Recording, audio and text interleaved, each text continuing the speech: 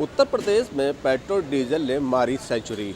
अब देखना यह है कि किस तरीके से पेट्रोल और डीजल एक आम जनता की जेब पर हमला करता है।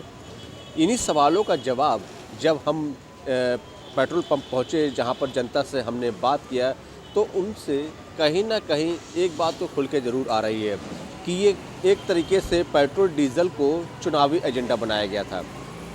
आप देख सकते हैं नज़ारा कि पेट्रोल पंप में किस तरह से लोगों की लाइन लगी हुई है, लोग तेल डलवा रहे हैं यहाँ पर। लेकिन जनता की जो इनकी अपनी राय थी वो सिंपल सा ये था कि पेट्रोल को एक चुनावी एजेंडा बनाया गया था। एक समय पर पेट्रोल को के जो दाम थे वो रोक दिए गए थे, लेकिन जैसे ही चुनाव ख़त्म हुआ धीरे धीरे पेट्रोल और डीजल के रेट बढ़ा दिए गए और आज की डेट में 100 पार कर चुके हैं। इसमें एक चीज़ और सामने आ रहा है कि डीजल के रेट जिस तरीके से बढ़ रहे हैं, तो जाहिर है कि ट्रांसपोर्ट के जो आने वाले वाहन हैं वो लोग भी अपना भाड़ा बढ़ाएंगे।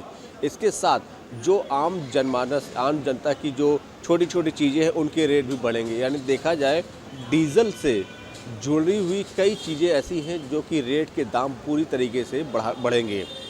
लेकिन वही कहीं ना कहीं जनता की भी एक सरकार से अपील भी है। वो लगातार जनता सरकार से अपील भी कर रही है कि अगर वो रेट बढ़ा रहे हैं पेट्रोल और डीजल के, इसके साथ ही जनता की इनकम को बढ़ाने का भी कोई प्रावधान ज़रूर लाएं। जिस तरीके से पेट्रोल डीजल के रेट बढ़ गए, अब 100 के पार, यानी एक तरीके से देखा जाए तो सेंचुरी अब मार चुका है पेट्रोल डीजल। क्या कहेंगे? पेट्रोल डीजल सेंचुरी मार रहा है तो इसके पीछे हाथ भी तो बड़े लोगों का है जो ऊपर गद्दी पे बैठे हुए हैं। जब चुनाव आता है तो ये लोग रेट कम कर देते हैं। पहले तो 60 रुपये था, फिर उसके बाद धीरे से 80 लेके आए, फिर 100 कर दिए। जब चुनाव का टाइम आया तो 5 रुपये नीचे करके फिर जब चुनाव इनका निपट गया फिर 30 रुपये बढ़ा दिए। अब धीरे धीरे 130 पहुँचाएंगे ये पेट्रोल। जब ये पेट्रोल 130 पहुँचाएंगे और कह रहे हैं ठोक के भावों के लिए जो खरीदते हैं हम उनके लिए बढ़ा रहे हैं। जब यही लोग महंगा खरीदेंगे तो हमें सस्ता थोड़ी देंगे। बिल्कुल बिल्कुल। अच्छा, एक यूथ के तौर पर अगर हम पूछे, क्या कुछ सलाह क्या हो सकता है? इसमें महंगाई तो बढ़ रही है, इसके साथ क्या कुछ सलाह भी दे सकते हैं आप? अब सलाह देने वाले उनके पास एक से एक लोग हैं। सारे आईपीएस अधिकारी जितने रिटायर हैं सब उन्हीं के पास तो हैं जो सलाह देंगे उनको। नेपाल हम लोग से पेट्रोल लेता है, वो हमसे सस्ता दे रहा है। अगर हम भी बॉर्डर के पास होते तो हम भी वहीं से लेके आते, यहाँ नहीं रहते। जिस तरीके से ये अचानक पेट्रोल डीजल का रेट बढ़ा दिए गए, अब पेट्रोल डीजल ने सेंचुरी मार दी, 100 के पार हो चुका है, तो कितनी परेशानी अब इसमें उठानी पड़ेगी? परेशानी तो थोड़ा तो बजट बिगड़ ही जाता है, क्योंकि एक एवरेज होता है कि इतने में हमको इतना काम कर लेना है, लेकिन अब उसमें जब बढ़ जाएगा तो फिर और चीज़ों में कुछ घटाना है और ज़्यादा से ज़्यादा काम एक ही ट्रिप में हो जाए तो वो करना पड़ेगा। इनकम वही है, पेट्रोल डीजल सब रेट बढ़ रहे हैं, तो कैसे परिवार को फिर आगे मैनेज करेंगे? तो क्या कुछ हो सकता है आगे?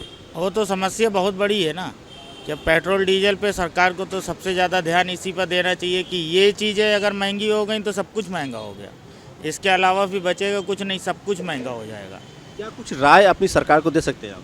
सरकार को राय यही दे सकते हैं कि सरकार अपना कमीशन कम करे और जो है इन चीज़ों में अपना जो कमीशन वो लेती है, जो पर लीटर के ऊपर जो सरकार, केंद्र सरकार लेती है और राज्य सरकार अपना अपना लेती है। कोई 20 रुपये ले रहा है, कोई 25 रुपये ले रहा है, कोई 50 ले रहा है, उसमें अपना अपना एवरेज कम करे। 10-10 रुपये ले, हर लीटर पे 10-10 रुपये ले, 20-20, 25-25 रुपये 1 लीटर पे सरकार कमा रही है।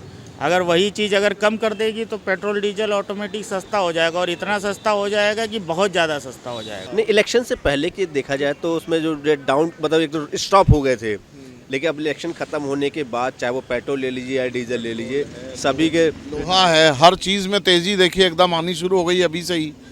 जिस तरह जो है केवल इलेक्शन के लिए रुका हुआ था और एकदम से देखिए हर चीज़ में तेज़ी। लोहा बहुत तेज़ हो गया है और लोहा, कॉपर, इम्पोर्टेंट चीज़ पेट्रोल डीजल तो देखिए रोज़मर्रा की ज़रूरत है आदमी की, इसको तो एकदम से नहीं करना चाहिए था। डीजल बढ़ने से एक सबसे बड़ी प्रॉब्लम जो आ रही है, जो आयात निर्यात वाले जो बड़े वाहन हैं उनके रेट भी बढ़ेंगे, जाहिर है फ्रेट्स बढ़ जाएंगे, बहुत दिक्कत है। ट्रांसपोर्ट के फ्रेट बढ़ेंगे तो मानी बात है हर चीज़ पे तेज़ी आ जाएगी, सब्जी फल तक तेज़ हो जाएंगे। देखिए हर चीज़ पे महंगाई बढ़ेगी। इसको तो देखिए ना, इस सेंट्रल गवर्नमेंट को देखना चाहिए कि अभी इस वक्त एज अ पब्लिक अगर पूछा जाए तो क्या आप कोई सलाह कोई दे सकते हैं? भाई इसके लिए एक पॉलिसी तो बनानी चाहिए इनको ना, कि भाई ये क्या डेली का रेट एकदम चेंज करना, ये भी ठीक नहीं लगता है। अब रोज के रोज रेट चेंज होंगे, ये कोई पॉलिसी नहीं है। इसके लिए हमारे ख्याल से पहले वाला सिस्टम ठीक था कि भाई जब बल्क में खरीदते हैं ये, तो रोज का रोज क्यों चेंज करते हैं रेट।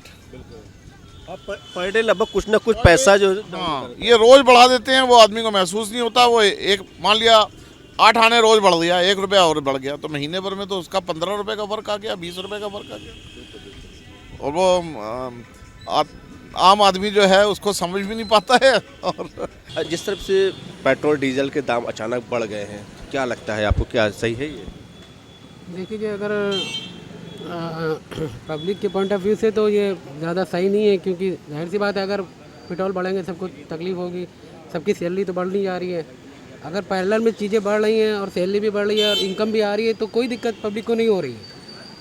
हाँ, पब्लिक की इनकम रुकी हुई है और महंगाई बढ़ रही है, तब पब्लिक को दिक्कत होती है। तो मतलब कि ज़्यादा ना बढ़े, अगर ये 1, 2, 3 रुपये बढ़ गए तो ठीक है। अब इससे ज़्यादा अगर बढ़ गई तो पब्लिक रो देगी, समझ लीजिए, बिल्कुल पक्का रो देगी। अब सरकार जो आई है, इससे यही उम्मीद है, मतलब केंद्र में जो सरकार है यहाँ सपोर्ट करे ये यूपी सरकार को कि जो है इसके दाम न बढ़ें तो पब्लिक को आराम रहे। मान लो डीजल पे ही पूरी गृहस्थी टिकी हुई है। अगर मान लो साधन से माल आता है, सेवर है कि महंगाई बढ़ जानी, कोई रोक नहीं सकता। अगर एक सिंपल सी बात है, अगर बाई चांस आपसे पूछा जाए कि क्या सलाह देंगे आप इस चीज़ को लेकर, किस तरह की सलाह दे सकते हैं? देखिए, महंगाई तो अपने हिसाब से ने 10% हमेशा बढ़ी है और बढ़नी चाहिए, लेकिन उस हिसाब से इनकम भी बढ़नी चाहिए साथ में ना। भाई इनकम कम कर दिया, महंगाई बढ़ा दिया। अभी इन्होंने जो काम लागू किया था प्राइवेट की, जो भी नौकरी करता है 15 से कम नहीं होगी। आज भी 6-6 हज़ार नौकरी कर रहे हैं सब। सही बात ना? यानी आप चाहते हैं कि महंगाई बढ़ना है तो बढ़े, लेकिन उसके साथ इनकम भी बढ़नी चाहिए। इनकम बढ़े, सही बात है। महंगाई अच्छा। बढ़े तो इनकम बढ़े, बस। बहुत बढ़िया, बहुत अच्छा, बहुत अच्छा। वीडियो जर्नलिस्ट अविनाश के साथ देवेंद्र प्रताप सिंह, प्रभात साक्षी, लखनऊ। अगर आप भी लेना चाहते हैं देश दुनिया की तमाम जानकारी, तो आज ही सब्सक्राइब करें हमारे चैनल को। साथ ही नीचे दिए बेल आइकन को जरूर दबाएं ताकि हर अपडेट आप तक पहुंच सके।